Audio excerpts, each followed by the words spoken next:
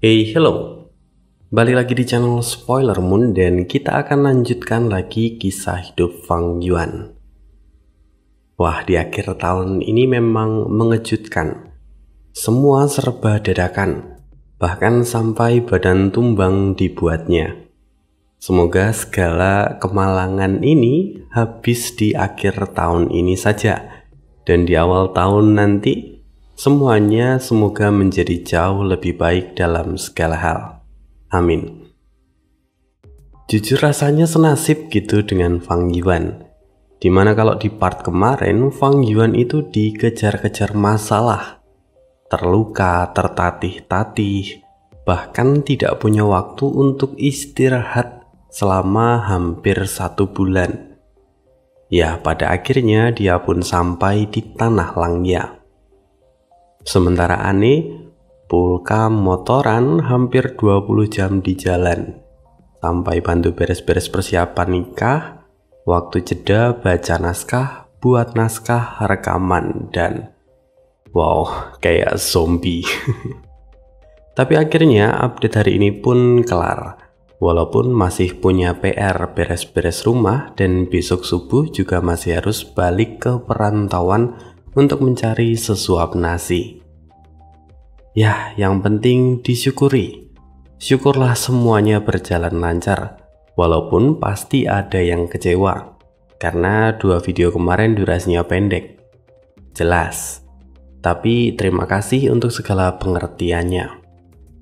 Nah, sekarang mari kita sambung lagi kisah hidup Fang Yuan di part 213. Sekarang kita akan melihat keadaan di dalam tanah terberkati Langya. Kita harus ingat bahwa di dalam tanah terberkati Langya terdapat 3 benua besar. 4 sebenarnya, yang satunya itu mengapung di langit. Sementara untuk yang ada di bawah itu ada 3. Dan sekarang yang ada di depan kita adalah salah satu benua itu, yaitu benua rambut hitam, di mana benua ini dihuni oleh manusia berbulu berambut hitam. Kemudian di tengah benua ini terdapat satu kota yang besar dan megah. Kota itu dikenal dengan nama Kota Benang Baja. Masih ada kota lain di sisi lain benua ini, tapi kota yang paling ramai adalah Kota Benang Baja. Ya, seolah-olah Kota Benang Baja itu menjadi jantung kehidupan dari benua rambut hitam. Di sudut tenggara Kota Benang Baja terdapat sebuah pasar yang sangat ramai. Selain menjual kebutuhan dan juga material, di sana juga menjadi tempat perdagangan budak. "Kang Ba, barang apa yang kau miliki?" kata seorang manusia berbulu. Kang Ba sendiri adalah seorang pedagang budak. Dia seringkali membawa budak dari benua lain. "Tenang saja, aku membawa banyak budak berambut kuning. Karena belum lama ini benua rambut kuning telah ditundukkan. Jadi banyak budak rambut kuning yang kubawa hari ini," kata Kang Ba. Semua orang pun menjadi bersemangat. Lalu transaksi dimulai.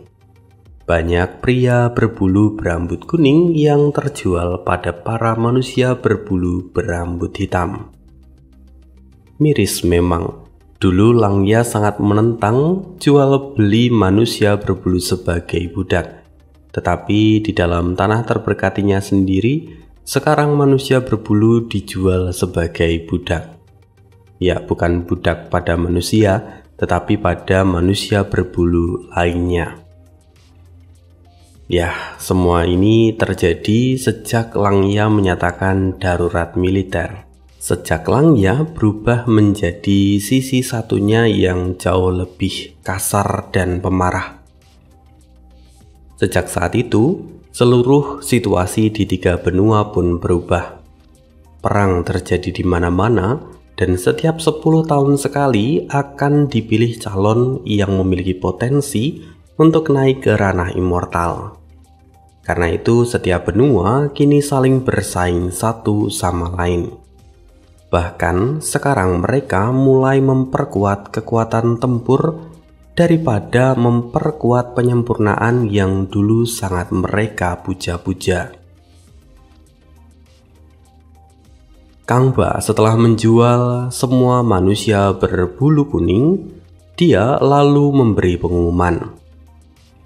Masih ada satu budak yang kumiliki. Budak ini memiliki kekuatan tempur yang tidak biasa. Tentu dia sedikit istimewa.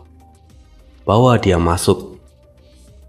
Segera beberapa pelayan membawa sosok tak berbulu dengan rambut berwarna hitam dan panjang, dengan tubuh yang penuh dengan luka, dibawa masuk ke atas panggung. Tangannya diborgol di belakang dan kekuatannya juga dikekang. Namun semua orang bisa merasakan bahwa sosok ini memiliki aura dari seorang Master Gu peringkat 5.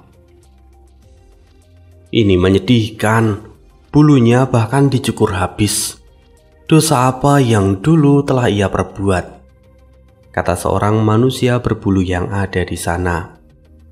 Bagaimanapun tempat ini adalah wilayah dari manusia berbulu hitam.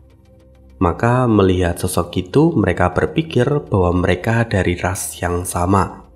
Hanya saja budak itu tampak dipotong habis rambutnya. Mendengar perkataan ini, Kang Ba kemudian berkata, "Bulunya tidak dicukur. Dia memang tidak memiliki bulu, karena dia adalah manusia. Namanya Fang Yuan, seorang Master Gu peringkat 5. Apa? Jadi dia manusia? Pantas saja begitu menjijikkan. Bagaimana bisa mereka diciptakan telanjang seperti itu?"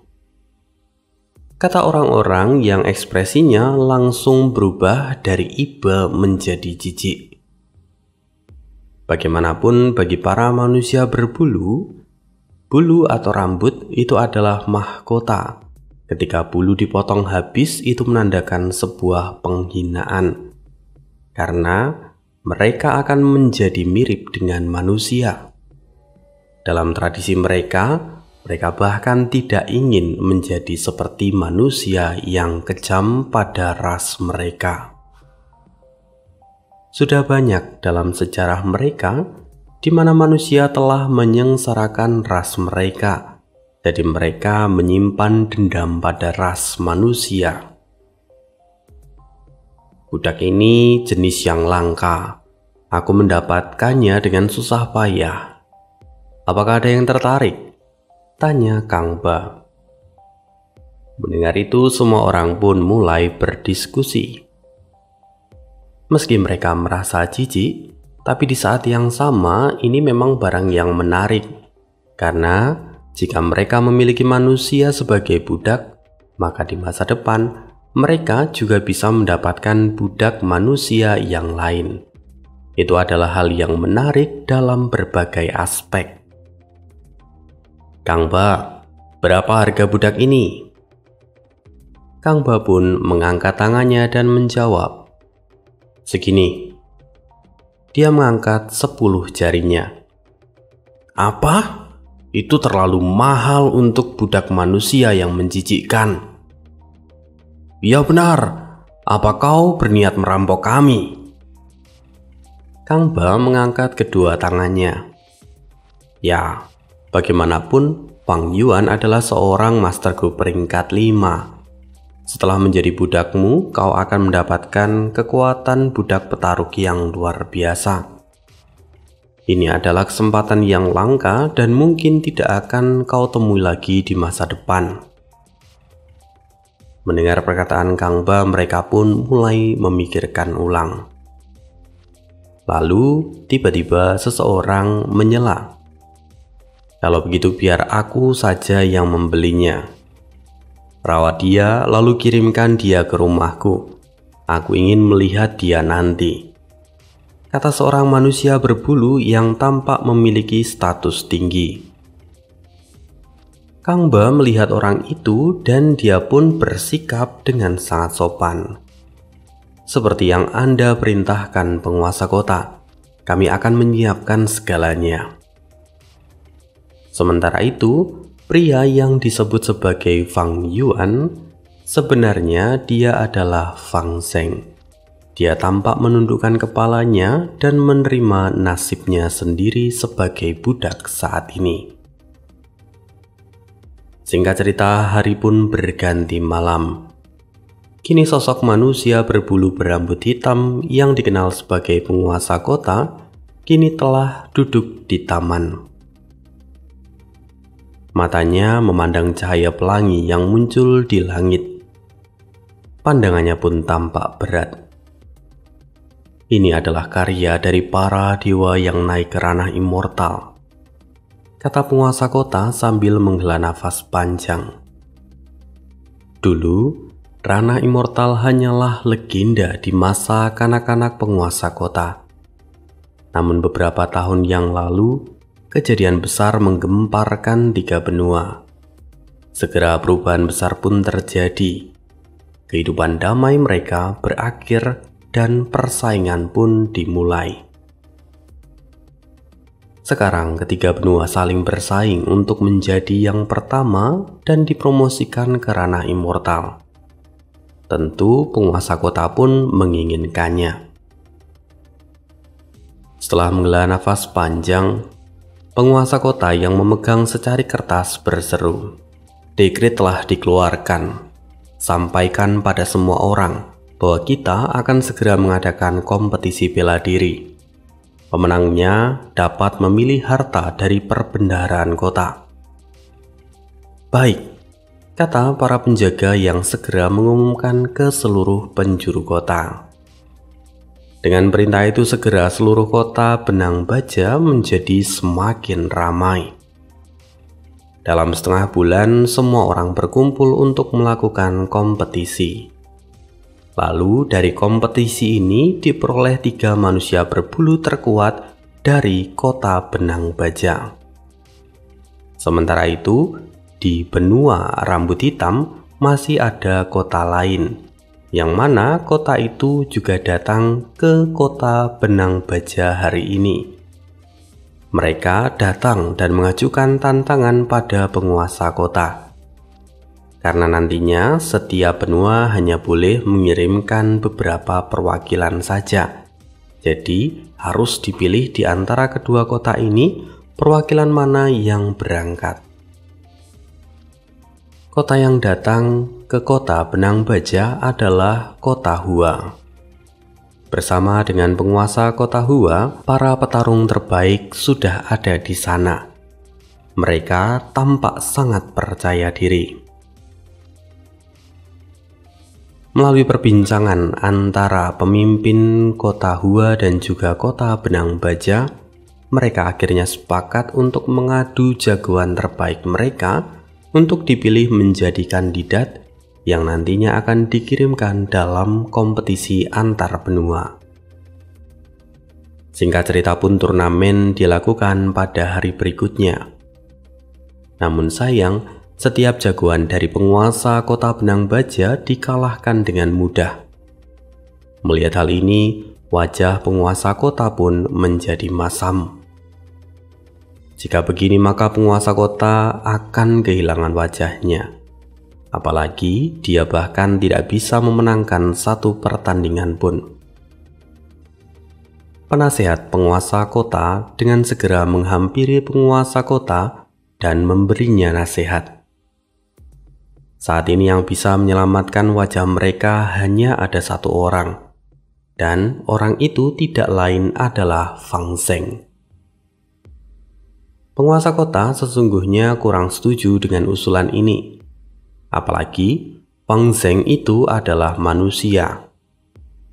Jujur, kalau dia melakukan ini maka itu hanya akan menghancurkan reputasinya karena menggunakan budak manusia dalam pertandingan. Tapi setelah disudutkan oleh keadaan, dia akhirnya menyerah. Perintah pun diberikan dan Fang Zheng diturunkan ke arena. Melihat kemunculan dari Fang Zheng di arena, penguasa kota Hua mengerutkan kening. Dia berpikir bahwa penguasa kota Benang Baja memang sangat licik. Tapi dia masih memiliki satu keunggulan, karena kali ini dia bisa menentukan jenis pertandingan yang akan digunakan. Melihat Fang Zheng yang adalah Master Gu peringkat 5, penguasa kota Hua tahu bahwa manusia berbulu andalannya tidak akan menang dalam adu kekuatan. Maka dia langsung mengubah alur pertandingan ini menjadi pertandingan penyempurnaan Gu. Tentu saja itu tidak sesuai dengan prediksi penguasa kota Benang Baja. Tapi nasi sudah menjadi bubur, dia tidak bisa menarik mundur Fang Zheng. Kini kedua peserta akhirnya naik ke atas panggung. Penguasa kota Benang Baja berkata, "Fang Yuan, tunjukkan kemampuanmu. Kalau kau kalah, maka kau akan menemui orang tuamu di neraka." Fang Zheng menoleh tanpa ekspresi. Lagi pula dia sudah kehilangan harapan hidup. Bahkan dia menilai lebih baik mati di sini. Dia sudah tidak ingin berjuang lagi. Tapi tiba-tiba sebuah suara terdengar. "Idiot! Seorang pria sejati tidak akan menyerah karena dipermalukan. Cukup potong saja mereka menjadi jutaan keping. Itulah yang seharusnya dilakukan oleh seorang pria sejati." Tiba-tiba suara itu muncul di benak Fang Zheng. "Siapa kau?" Fang Zheng terkejut.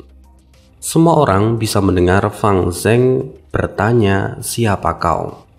Dan semua orang berpikir bahwa Fang Zheng menanyakan identitas dari lawannya. Tentu, lawannya yang berasal dari kota Hua pun berkata, "Aku mau Shiba." Namun setelah mengatakan itu, Fang Zheng tidak mengatakan apapun lagi. Mao Shiba benar-benar tersinggung. Dia menjadi marah. "Bajingan, berani kau mempermalukanku di hadapan semua orang." Dia seolah dihina oleh Fang Zheng, karena pada dasarnya ketika lawan memberikan namanya, maka itu adalah sebuah penghormatan dan harus dibalas dengan menjawab namanya sendiri. Tapi Fang Zheng tidak melakukan hal itu, maka itu adalah sebuah penghinaan. Tentu Fang Zheng juga tidak tahu akan hal ini, karena yang dia maksud juga memang bukan Mo Shiba yang saat ini ada di depannya, melainkan suara di dalam benaknya. Nah, karena kesalahpahaman ini, sebelum kontes dimulai, Mo Shiba menjadi sangat marah pada Fang Zheng. Lalu, di depan semua orang akhirnya pertandingan pun dimulai. Mo Shiba dengan cepat menyempurnakan Gu, sementara Fang Zheng kini masih terdiam. Sudahlah.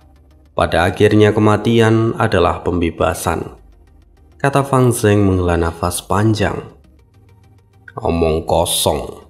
Tiba-tiba sebuah suara kembali muncul di benak Fang Zheng. Fang Zheng pun terkejut dan tangannya pun gemetar. Kau Fang Yuan? Kata Fang Zheng dengan tubuh gemetar. Namun kali ini Fang Zheng berkata dalam hati. Dia bisa mengenali wasiat yang ada di dalam benaknya. Ya, ini aku. Tubuh utamaku sudah mati. Jadi aku hanya kehendak yang tersisa di dalam pikiranmu. Aku tidak menyangka bahwa saudaraku begitu lemah, sampai-sampai pasrah pada kematian. Kau bahkan tidak mencari cara untuk balas dendam. Sungguh adik yang menyedihkan, kata Fang Yuan. Mendengar itu, Fang Zheng pun mendengus. Kau sudah mati. Kenapa kau masih ikut campur dalam masalahku? Meskipun Fang Zheng berkata begitu pedas, tapi kali ini dia seperti bernostalgia, karena dulu dia juga mendapatkan bimbingan dari Tianhe melalui wasiatnya seperti saat ini. Sementara itu Fang Yuan kini justru tertawa. Karena aku sudah mati, lantas kenapa kau menggunakan namaku untuk menyamar?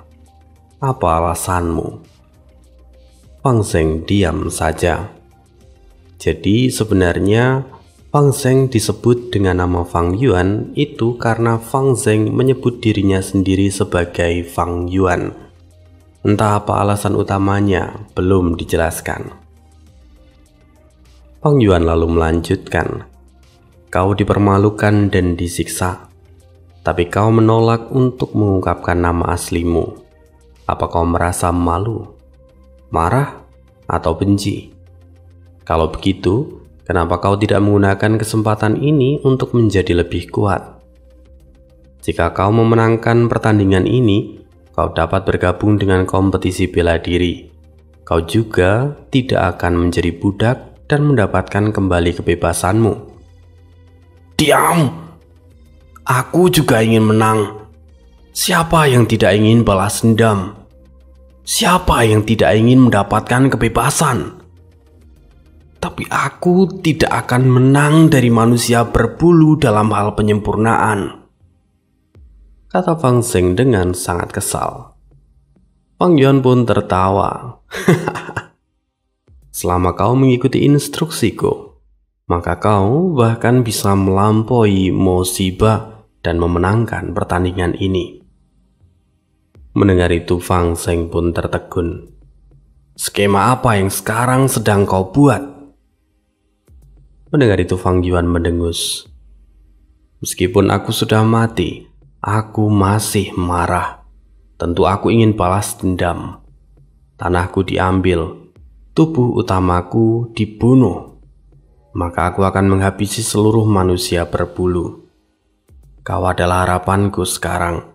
Dengan menggunakan identitasku, maka itu sama saja dengan aku membalaskan dendam dengan tanganku sendiri.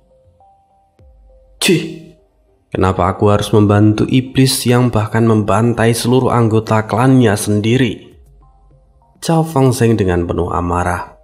Tapi Fang Yuan dengan tenang berkata, tidak ada waktu bagi kita untuk berselisih sekarang. Simpan itu untuk nanti. Sekarang ikuti instruksiku dan cepat nyalakan api, lalu masukkan 3 jenis emas yang berbeda. Fang Yuan lalu terus memberikan instruksi tanpa jeda. Fang Zheng pun menggertakkan gigi. Dia tidak ingin membantu Fang Yuan, tapi kalau dia diam saja maka dia akan mati di sini. Maka pembicaraan mereka pun akan berakhir. Dia tidak akan mengetahui apapun. Jadi pada akhirnya Fang Zheng mengikuti langkah-langkah yang dikatakan oleh Fang Yuan. Melihat apa yang Fang Zheng lakukan, para manusia berbulu mencibir. Lagi pula mereka adalah ahli dalam hal penyempurnaan. Tapi metode yang dipakai oleh Fang Zheng sangatlah berbeda dengan yang biasa mereka lakukan. Pada umumnya yang mereka lakukan sama seperti yang dilakukan oleh Mo Xiba. Tetapi hanya dalam beberapa menit, rupa-rupanya Fang Zheng mampu menyusul Mo Xiba. Dan dalam beberapa saat kemudian, Fang Zheng mengangkat Gu yang telah ia sempurnakan. Aku menang, kata Fang Zheng dengan penuh kepuasan. Bahkan Mo Xiba yang masih dalam proses penyempurnaan pun terkejut. Hingga keterkejutan itu membuat prosesnya kacau dan gagal. Suasana menjadi memanas. Bahkan jika Mo Xiba bukan dari kota Benang Bajang, tapi mereka enggan mengakui manusia yang lebih unggul dari manusia berbulu dalam bidang penyempurnaan. Tapi pertandingan tetaplah pertandingan, dan kali ini pemenangnya adalah Fang Zheng. Kemudian, di benua penutup awan, saat ini di sana terlihat seorang laki-laki berjalan keluar dari tengah cahaya pelangi. Kemudian, sosok berjubah putih menghampiri orang itu dan berkata, "Sepertinya kau telah pulih." Orang itu adalah Langya. Lalu orang yang keluar dari pelangi dengan tenang berkata, "Ya, semua ini berkat tetua tertinggi." Rupanya orang itu adalah Fang Yuan. Langya kemudian tertawa. Dia berkata, "Sekarang kau berhutang padaku. Dan jika kau ingin berterima kasih padaku, maka ini bukan hal yang sederhana. Bagaimana jika kau memberiku Gunung Danghun, Lembah Luopo atau Gu Kebijaksanaan?" Mendengar itu Fang Yuan pun tersenyum. "Memberi itu tidak mungkin, tapi kurasa tidak masalah kalau kita berdagang. Aku ingin tahu berapa harga yang akan ditawarkan oleh tertua tertinggi untuk setiap hartaku itu." "Ah, kau ini." Tawa Langya pun kini terhenti. Bagaimanapun, Gunung Danghun, Lembah Luopo dan juga Gu Kebijaksanaan adalah harta yang tak ternilai harganya. Nominalnya akan terlalu besar kalau ditukarkan. Maka setidaknya perlu pertukaran yang setara untuk berdagang. Fang Yuan memang dengan sengaja mengajukan ini, terutama setelah mempertimbangkan karakter Langya. Pertama, selama Langya hidup, dia adalah seorang Grandmaster Agung dari jalur penyempurnaan. Dia memiliki banyak pencapaian yang luar biasa. Jadi dia pasti memiliki sesuatu yang layak untuk diperdagangkan. Ditambah, saat ini Langya telah berubah. Obsesinya yang muncul adalah obsesi untuk menjadikan para manusia berbulu sebagai penguasa dunia. Maka dalam prosesnya, Gunung Danghun dan Lembah Luopo akan sangat berperan penting. Sementara Gu Kebijaksanaan tetap akan sangat membantu proses penyempurnaan resep mereka. Ini adalah sesuatu yang tidak akan mudah untuk ditolak oleh Langya. Andai saja Langya belum berubah, maka Fang Yuan mungkin tidak akan mengajukan penawaran ini. Kini Langya tampak mondar-mandir. Dia mengurutkan kening dan memasuki pikiran terdalamnya. Fang Yuan lalu berkata lagi, "Tetua tertinggi, aku tidak meragukan kemampuanmu, tapi ini adalah perdagangan, maka keduanya haruslah setara. Jika tidak, maka aku tidak akan menyetujui perdagangan ini," kata Fang Yuan dengan sengaja, yang mana tujuannya adalah untuk memberikan tekanan pada Langya. Mendengar itu Langya pun berkata dengan kesal, "Jangan khawatir, harta sekteku tidak kalah dengan 3 hal ini." Langya kemudian melemparkan sebuah gu seperti seekor ulat sutra. "Ini kutu buku?" kata Fang Yuan dengan wajah terkejut. Dia melihat gu kutu buku yang ada di tangannya, tapi dia tahu bahwa gu kutu buku seharusnya adalah seekor gu di peringkat 1. Sementara gu kutu buku yang diberikan oleh Langya ada di peringkat 3. Langya berkata, "Itu adalah sesuatu yang kubuat dulu. Gu kutu buku yang melanggar batas kutu buku peringkat 1. Langya terlihat sombong karena berhasil membuat itu. Tapi memangnya apa kelebihan dari gu kutu buku peringkat 3? Fang Yuan menghela nafas sejenak. Dia tidak terlalu memperdulikan hal itu. Dia kemudian mengalirkan esensi abadi dan mengaktifkan gu kutu buku yang ada di tangannya. Setelah itu Fang Yuan benar-benar terkejut. Seperti yang diharapkan, gumam Fang Yuan dalam hati. "Bagaimana?" kata Langya sambil tersenyum. Langya lalu mengangkat 3 jari ke arah Fang Yuan. Dia mulai menjelaskan. Sekte Langya memiliki 3 pondasi utama. Pertama adalah warisan sejati jalur penyempurnaan yang ditinggalkan oleh tubuh utamaku. Warisan ini memiliki seluruh esensi kultivasi dari seluruh hidupku. Kedua adalah warisan sejati dari jalur keberuntungan yang ditinggalkan oleh The Great Sun Lalu ketiga adalah warisan sejati yang ditinggalkan oleh iblis surga pencuri. Ketika tubuh utamaku masih hidup, aku telah menyempurnakan 2 gu yang mereka minta, dan sebagai gantinya, aku mendapatkan masing-masing 1 warisan sejati yang mereka miliki. Mendengar itu, Fang Yuan mengangguk. Dia bisa melihat semua itu tercatat dengan sangat rinci di dalam gu kutu buku yang ia pegang. Inilah fungsi dari gu kutu buku peringkat 3. Karena jika hanya peringkat 1, maka seluruh informasi itu tidak akan bisa terdokumentasikan dengan baik. Kemudian Lang Ya melanjutkan, di antara ketiga warisan sejati ini, warisan sejati surga pencuri adalah yang paling tidak berharga untukku, karena tubuh utamaku menciptakan gu ruang melarikan diri. Dan karena itu, aku tidak bisa mengaktifkan warisan dari surga pencuri. Tapi warisan ini jelas memiliki nilai untukmu, karena warisan sejati surga pencuri selalu berpasangan. Selama pasangan warisan ini belum ditemukan, maka kamu bisa mendapatkan petunjuk lokasi dari warisan surga pencuri yang lain. Dengan begitu, kau mungkin bisa mendapatkan 2 warisan sejati sekaligus. Terlebih, kau juga adalah iblis dari dunia lain, maka warisan surga pencuri akan sangat berguna untukmu. Mendengar itu, Fang Yuan mengangguk. Dia sendiri sudah melihat tangan tak berbentuk di masa lalu. Kekuatannya sangat mengerikan. Akan sangat menguntungkan kalau Fang Yuan bisa mendapatkannya kelak. Selain itu, warisan surga pencuri selalu terbukti sebagai andalan dari Fang Yuan. Salah satunya yang Fang Yuan pakai adalah wajah semi-familiar dan juga wajah familiar. Setelah berhenti sejenak, Lang Ya lalu melanjutkan. Surga pencuri memiliki total 10 warisan sejati, serta The Great Sun memiliki 3 warisan sejati. Tapi meski begitu, warisan dari The Great Sun meskipun hanya 3, namun itu jauh lebih berharga daripada warisan surga pencuri.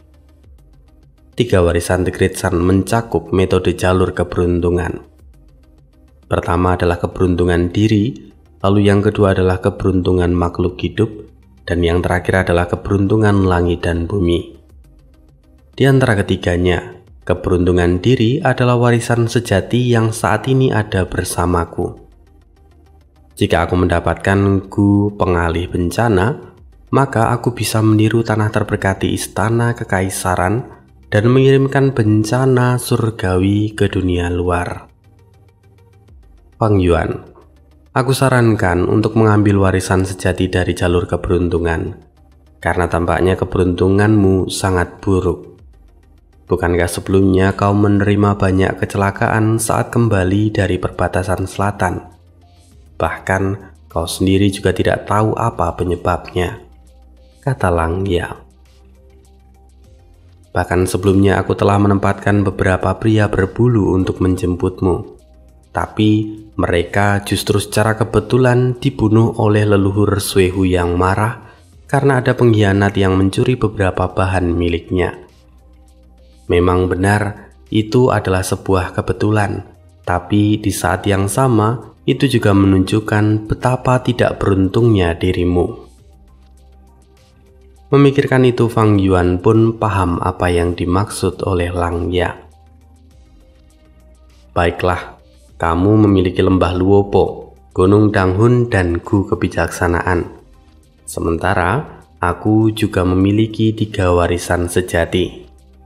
Mari kita anggap ini sebagai perdagangan 1:1. Jadi apa yang ingin kau tukarkan? Tanya Lang Ya sambil tersenyum. Kali ini giliran Fang Yuan untuk memutuskan apa yang ingin dia pilih. Sementara Fang Yuan berpikir, kita akan berpindah ke sisi yang lain. Sementara itu saat ini di benua tengah, di tengah tanah terberkati Hu Immortal. Tempat ini sekarang menjadi milik dari Feng Jin Huang, dan 10 sekte kuno tidak mengganggunya lagi. Lagi pula tanah ini memang tidak memiliki apapun. semua kekayaannya telah diambil oleh Fang Yuan. Karena itu percuma untuk mengejar tanah ini. Sekarang tanah ini berada di bawah tangan Feng Jinhuang, dan tanah ini dapat sedikit mendapatkan kembali kehidupan. Tentu semua ini adalah pengaturan dari Feng Jinhuang. Kemudian di bagian tengah dari tanah ini sekarang terlihat seorang wanita tua berjubah ungu tengah duduk diam dan melakukan penerawangan. Dia telah ada di sana untuk waktu yang lama bersama dengan Feng Jinhuang. Lalu saat wanita tua itu selesai, dia perlahan-lahan membuka mata. Feng Jinhuang dengan segera memberi salam. Salam untuk leluhur Si Wei. Feng Jinhuang tampak berlutut di tanah dan memberi hormat. Sementara orang yang disebut Si Wei, dia adalah Peri Ziwei. Dia tampak tersenyum ringan dan berkata, "Huang Er, bangunlah. Kau tidak perlu memberi salam seperti itu. Lagi pula aku masih memiliki hubungan darah dengan ibumu." Benar yang dikatakan oleh Peri Ziwei bahwa dia memang masih memiliki hubungan dengan Peri Baiking. Namun usianya terpaut sangat jauh karena Peri Ziwei sendiri sudah hidup lebih dari 1300 tahun. Mendengar apa yang dikatakan oleh Peri Ziwei, Feng Jinhuang pun segera mengikuti permintaannya dan dia pun bangun. "Leluhur, Anda telah menyimpulkan selama 3 bulan di dalam tanah terberkati ini. Apakah Anda menemukan sesuatu?" tanya Feng Jinhuang yang tampak ingin tahu. Peri Ziwei pun mengangguk sedikit. "Setelah melakukan penerawangan, aku menemukan bahwa pemilik asli dari tanah terberkati Hu Immortal adalah organisasi menentang." "Organisasi menentang?" Feng Jinhuang terkejut. Ekspresinya pun menyusut. Sebelumnya, Feng Jinhuang telah mendengar tentang organisasi menentang. Mereka dikenal dengan nama Devi. Pasukan mereka terorganisir dengan baik, walaupun belum bisa melawan 10 sekte kuno. Peri Ziwei melanjutkan, "Di permukaan, pemilik tanah ini hanyalah Hu Immortal biasa. Bahkan dia secara kebetulan menemukan Gunung Danghun. Tapi sebenarnya, Devi telah membantunya dari balik layar." Feng Jinhuang semakin masam. Lalu apakah itu berarti bahwa Fang Yuan adalah anggota dari Devi? Jika memang demikian, maka tidak heran kalau dia bisa muncul secara tiba-tiba pada waktu itu. Peri Ziwei mengernyitkan dahinya dan berkata, "Aku telah mencoba menyimpulkan hal ini, tapi hasilnya tidak tampak jelas. Sepertinya hubungan Fang Yuan dengan Devi bukanlah hubungan biasa." "Huang Er, saat ini kamu belum menjadi pemilik sesungguhnya dari tanah ini. Apa kamu berpikir untuk membalikan tanah ini ke Fang Yuan?" Mendengar itu, Feng Jinhuang kesulitan untuk menjawab. Bahkan keringat dingin mulai mengalir di pelipis kepalanya. Melihat respon itu, Peri Ziwei pun tersenyum dan meyakinkan, "Kita adalah keluarga. Kamu tidak perlu khawatir. Aku tahu bahwa Fang Yuan pernah menyelamatkan Feng Jiuge di masa lalu. Ayahmu adalah bakat yang sangat menakjubkan. Dia pasti akan meninggalkan jejak dalam sejarah. Dia tidak akan membayar kebaikan dengan kebencian. Dia setia dan benar. Aku juga bisa mengerti kenapa dia memintamu melakukan semua ini. Jadi kamu tidak perlu khawatir." Feng Jinhuang dengan cepat membungkuk. "Leluhur Ziwei sungguh bijak. Anda mengetahui segalanya." Peri Ziwei pun melambaikan tangannya. Dia berkata lagi, "Tapi kamu harus ingat, Fang Yuan adalah penjahat yang terdaftar dalam Dewan Pengadilan Iblis. Jika kamu ingin membalas kebaikannya, maka jangan berlebihan.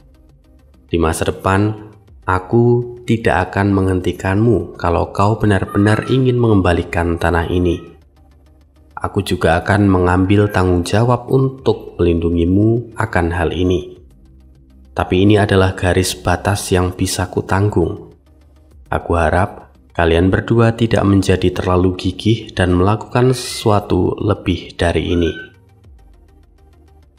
Peng Jinhuang menundukkan kepalanya lagi dan berkata, "Baik leluhur, saya pasti akan mengukir kata-kata Anda di dalam pikiran saya." Peri Ziwei pun mengangguk sebelum akhirnya terbang ke langit. Lalu saat dia terbang, celah pun terbuka, dan Peri Ziwei meninggalkan tanah terberkati Hu Immortal.